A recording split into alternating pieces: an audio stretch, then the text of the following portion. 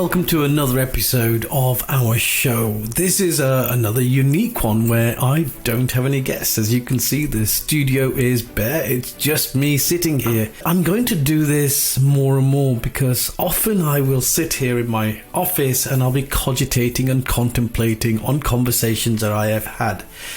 And today's topic I want to just talk about, and I'm just going to freewheel a bit here, is meetings. How many times in a week do you attend meetings? And particularly in this post-COVID world, what I'm hearing more and more from leadership clients is that, hey, I'm more stressed, more busy around meetings than I was before 2020. In the old days, I used to be required to attend so many meetings a week, maybe even a day, or perhaps over a period of a month. Some were formal meetings with agendas, but others were informal meetings, and they may not even have been called meetings. They may have been called gatherings, or, I don't know, a team grouping, or whatever you want to call it. In all honesty, they were meetings. They were a group of people getting together to discuss certain topics, to arrive at some conclusions, and maybe to come up with a form of plan of action to move some issue forward. So they were meetings, right? And so whether they were called specifically meetings or not, the point is that we have always really been required to attend meetings where we have participated in discussions and debates and put our tuppence worth in, maybe our opinion, maybe our expertise, so that the greater good can come out of the meeting and we can arrive at some conclusion that takes our organization, our team, to the next level, to achieve some kind of a mission or an objective. And meetings have a role to play in driving change, right? Because the actions that come out of meetings are change in of themselves. And meetings have been around for eons. We have been having meetings, and you can take it right back into the days of the Greek civilization, where meetings were taking place all the time, where there were gatherings of men deciding upon the fate of a country or to enact some kind of a legislation. Meetings are so endemic in our societies that we don't even see them. We just take them for what they are. But I think there's a darker side to meetings. And that is, for me, been shown more so when I have been talking to people in the post-COVID world. You see, what is happening right now is that, many of us are working isolated in our own environments. Maybe we're going into the office when nobody else is there as part of some hybrid arrangement that you might have with the organizations. As leaders, we are required to know exactly what our teams are up to, what our organizations are achieving in terms of the outputs and the outcomes, and whether they are working in line with the strategic objectives we may have set for our organization or our team. And one of the ways for us to achieve that is for us to get together and talk to other people. Maybe some of the people who are doing this work, maybe some of the people who have a part to play. So these are like opportunities, if you like, to catch up, to measure milestones, to see whether we're on track and going in the right direction, and essentially to hold people to account, as well as to form new ideas and agree new plans of action. But in the post-COVID world, the big difference is this, and this is what everybody else seems to be telling me right now. And I'm very disciplined when it comes to things like meetings. I make sure that there is time for me to recalibrate my thinking, to re-energize myself. Because sometimes, let's face it, you go to some meetings and you feel a bit de-energized because you might feel mentally exhausted, or there may have been so many people. And if you're an introvert like me, you just need to take that step back. You need to do the breathing. You need to introspect. You need to reflect before you feel energized to go back into a meeting. as a natural introvert, it is very difficult for me to go from meeting to meeting to meeting to meeting. I feel exhausted after all of that because my energy is zapped after every single meeting, and it's just the way I am.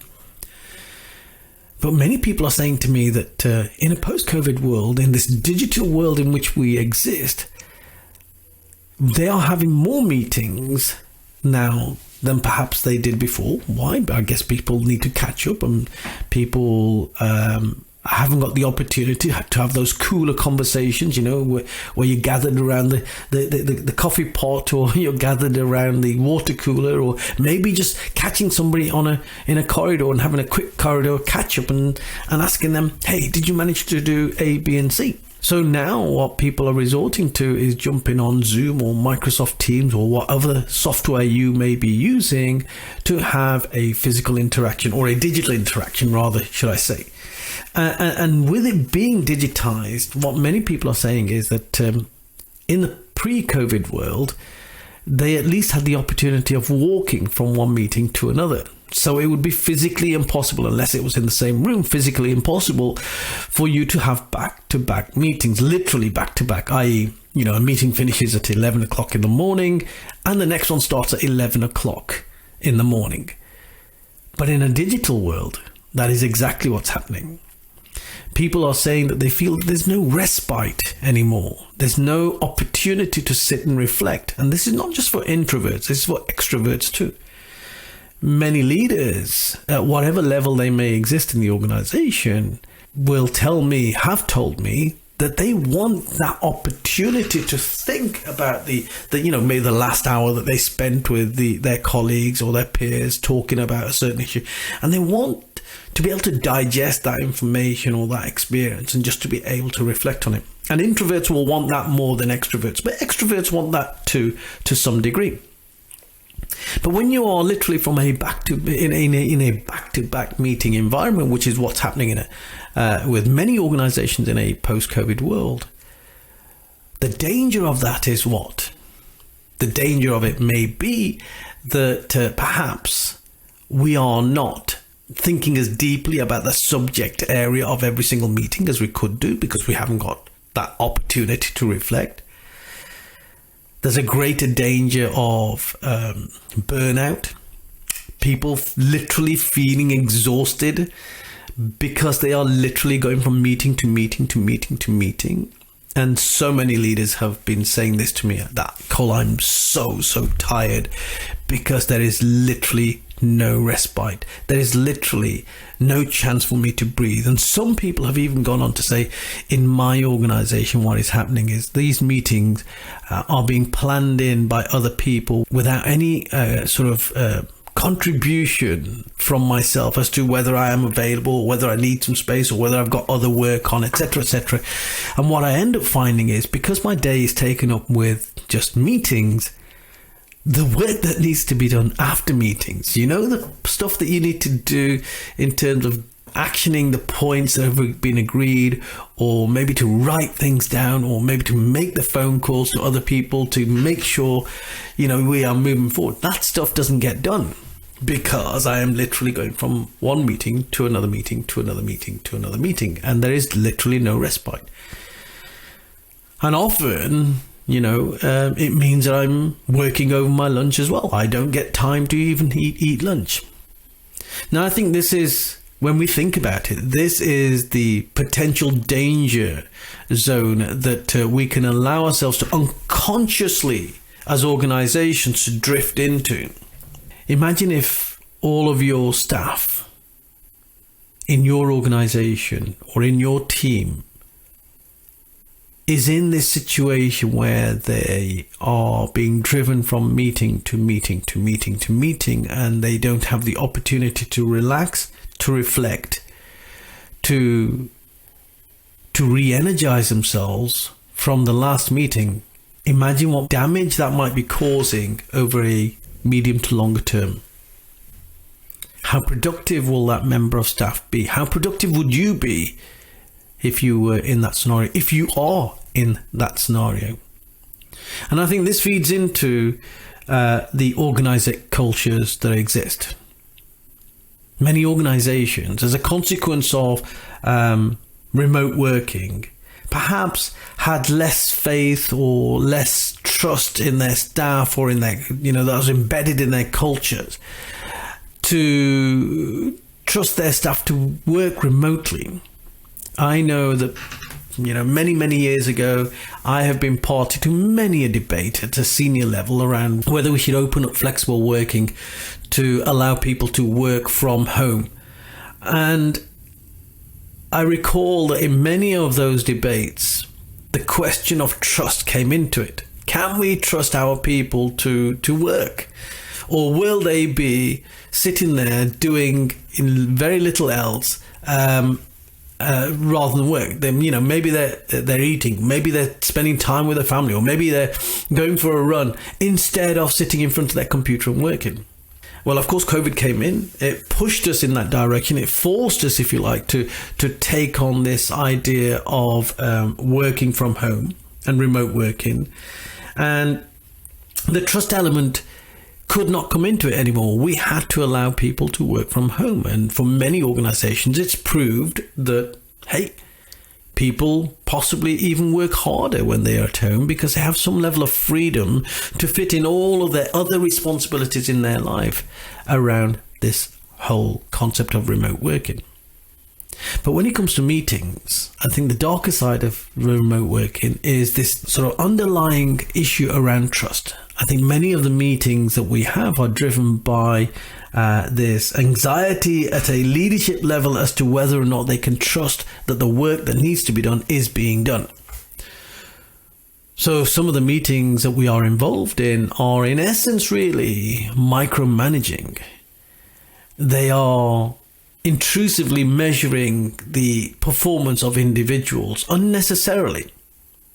Now imagine you had an organization where you felt absolutely trusted, where you were given freedom to make professional judgments, to know what work needed to be completed, to know what mission or objective needed to be achieved. But you were given quite a lot of freedom and trust to do it in a way and at a time that suited you as an individual.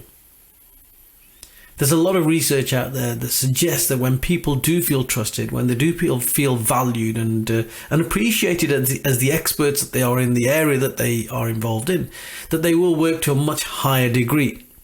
Whereas people who are micromanaged in a leadership style that I call a coercive leadership style, then they are more likely to work to a minimum standard. They'll do what needs to be done. They'll work the hours that need to be worked, but they won't go beyond that.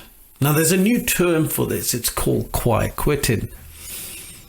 There's a whole load of new terms that we've learned over the last 3 years around this sort of area of organizational culture and how people feel, everything from the Great Resignation, which has seen more turnover of staff leaving organizations than in recent history, to quiet quitting, where those who perhaps haven't got the courage to leave the organization will just work to the bare minimum standard, to now something called loud quitting. And loud quitting is really where people in organizations are no longer quiet. They're actually speaking up. And this is where, certainly in the United Kingdom, what we're seeing is a lot of industrial action across the public sector, which I think is one of the biggest affected sectors from within from as a result of the COVID phenomenon, in the sense that much of the public sector was right at the forefront of delivering services throughout the entirety of the COVID experience and the lockdown experience. And now they are feeling exhausted, and they are feeling, some are feeling less fulfilled and less appreciated and less valued than others. So now they are no longer quiet quitting. They are either leaving their organization in droves, and many, many public sector organizations are losing talent hand over fist, or they are resorting to industrial action to have their voices heard. And we've had a spate of industrial action across the United Kingdom in the last several months that we haven't seen the scale of in several decades. So something big is happening. People are speaking up. And I think part of this whole culture that people are kicking back on, part of this culture involves meetings. So I want to talk about meetings. What are meetings and why are they required, and how better can we do meetings, and how can we show up, and how can we make sure that the meetings that we do have are relevant, are productive? Well, I had a very recent podcast interview for the Human Centered Leadership podcast with a vice president from a company called Soul Publishing. Now, Soul Publishing is a digital media production company. It presents content, digital content, which is like inspiring, uplifting content. Has more than 1 billion followers, so it has a lot of coverage, global coverage to consider. Has a lot of platforms that it has to deliver to, and has a workforce of several thousand, spread globally. And all working remotely. They were working remotely way before the rest of the world ended up working remotely. So they were already doing this. And one of the things that the vice president was saying to me, Patrik Wilkens, he was saying to me, he said, look, in our organization, we don't do meetings. We have a culture of trust in our organization, but also a culture of accountability in our organization. When people aren't doing perhaps what they should be doing, we have a culture also of open conversations. We will challenge individuals and let them know that they're not playing their full part in what needs to be achieved. And I love this because I was only talking about this very same thing with leaders in a university that I was delivering some content to yesterday, leadership content to yesterday, and we're having the debate around what is a healthy organization. I think a healthy organization is an organization where there are real human relationships.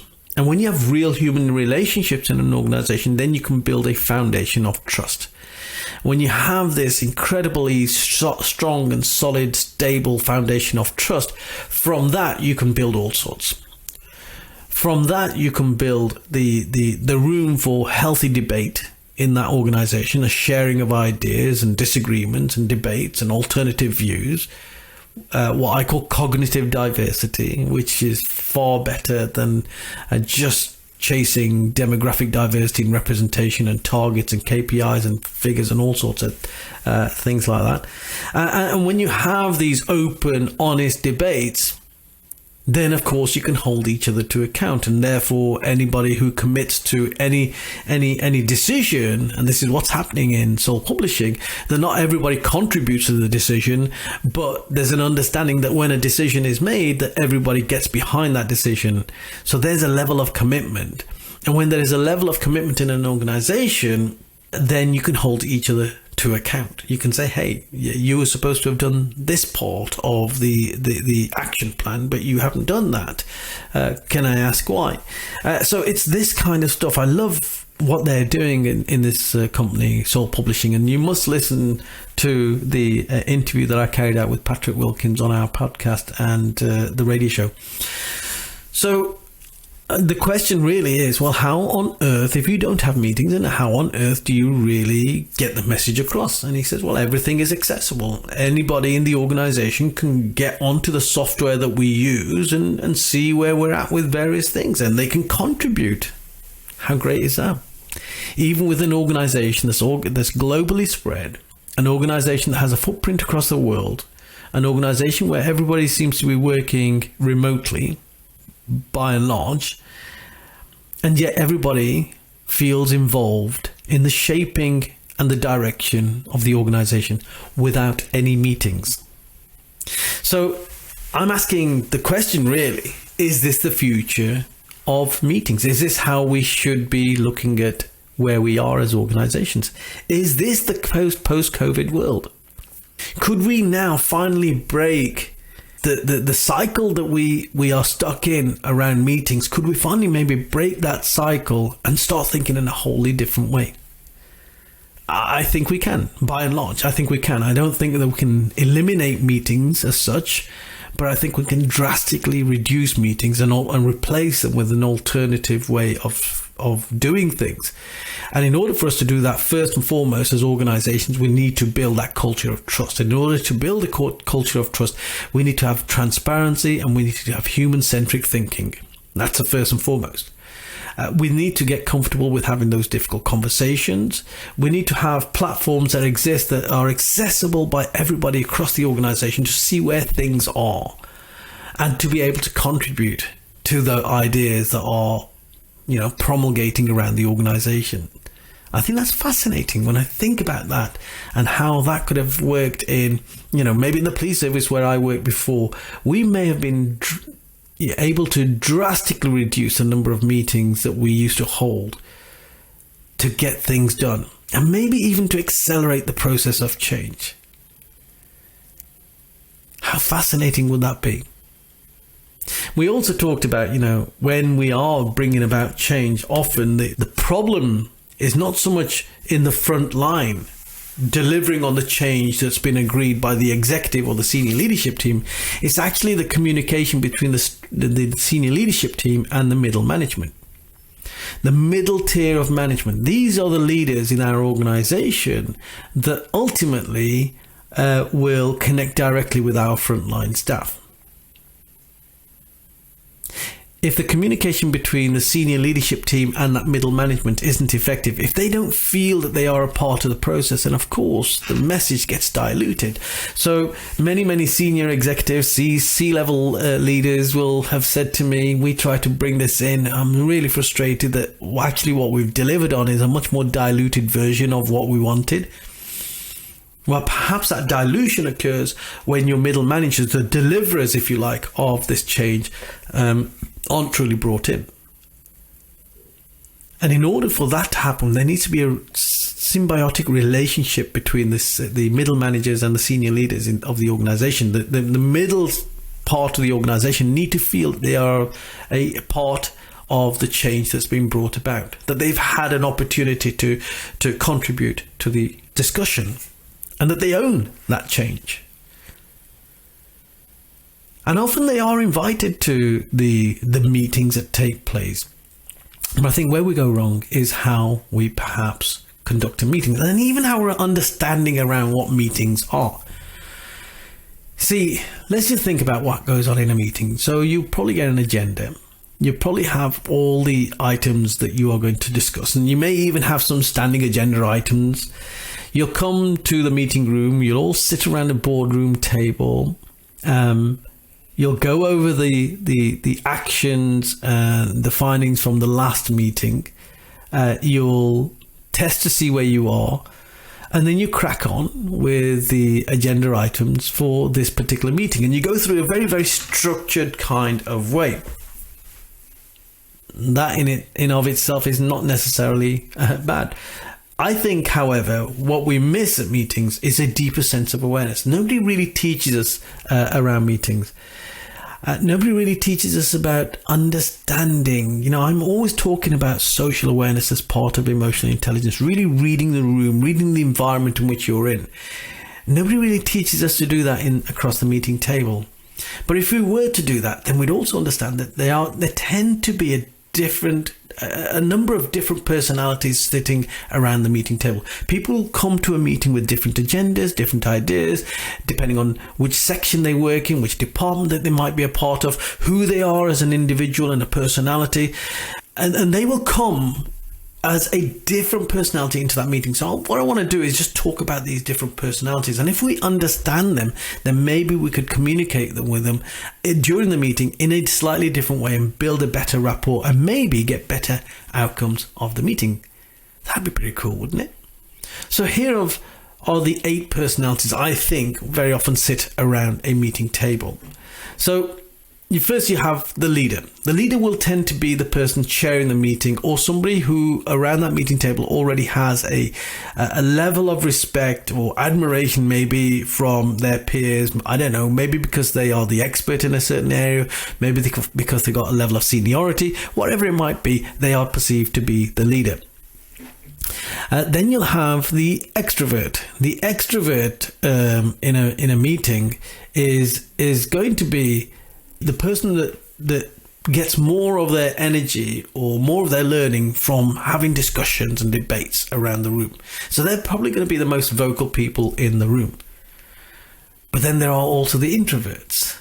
Now, the introverts in the room are the interesting people, I always find, in so much as, and that's not just because I'm a lifelong introvert, but the introverts for me have a level of depth that if it's not explored, it's an opportunity missed. The introverts will be sitting there quietly, maybe not contributing as much as other people are around them.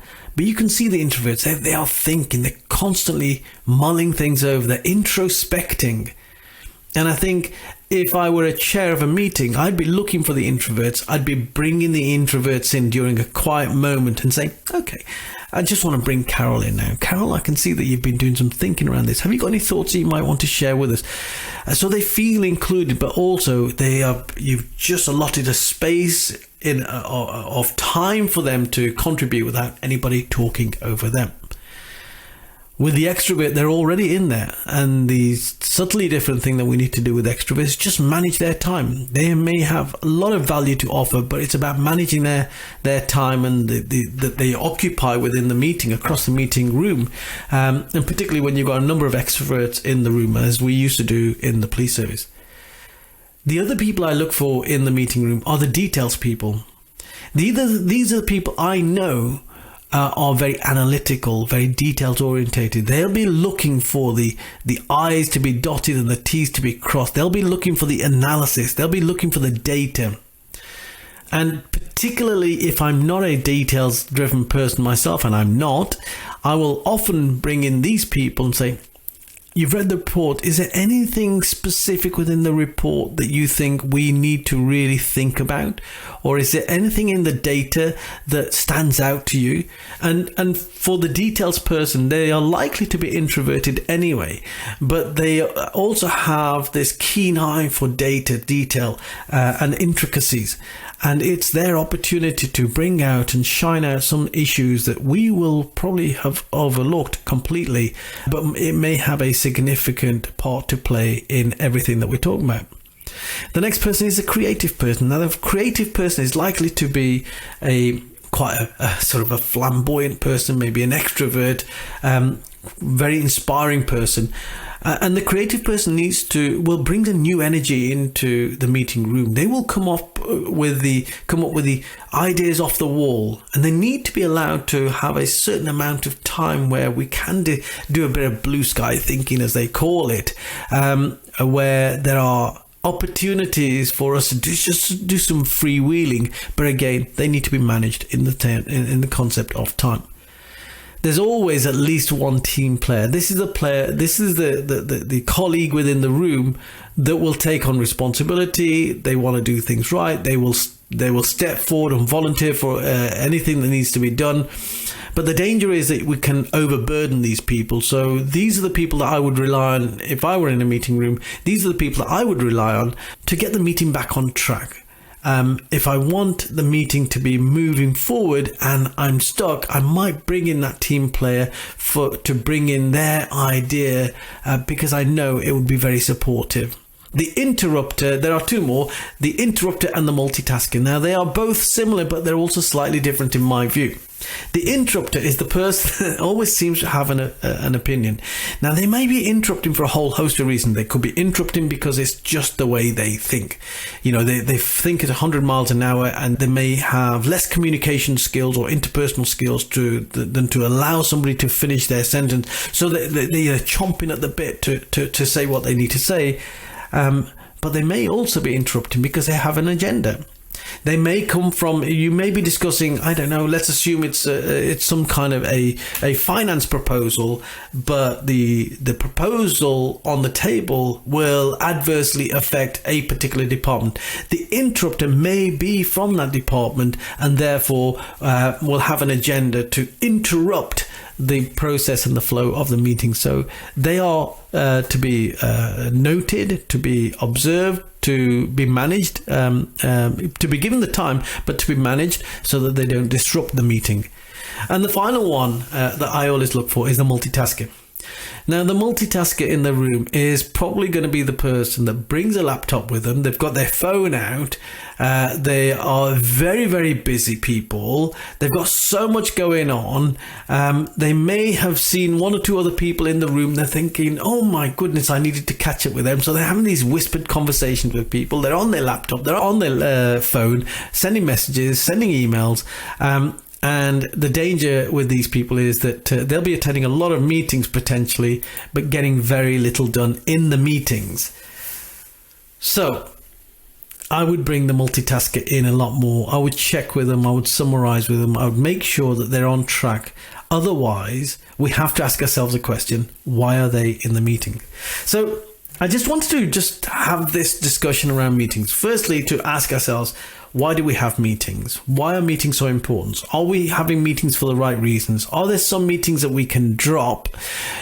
Be mindful of the fact that in this digital world that we can actually be burning people out when it comes to meetings, creating anxiety because the people aren't even eating, not having lunch, they're having back-to-back meetings, they're exhausted, and that can have all sorts of dire consequences, like people opting out by going off sick, by having anxiety and stress, or even leaving the organization or quite quitting. We don't want that.